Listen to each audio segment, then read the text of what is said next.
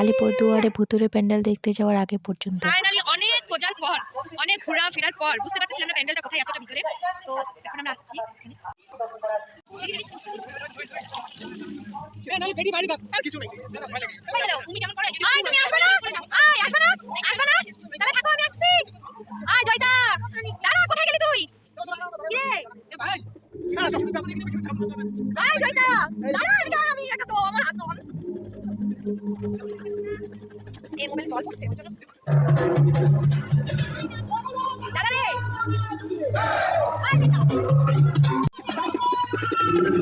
দেখতে যাওয়ার পরের অবস্থা।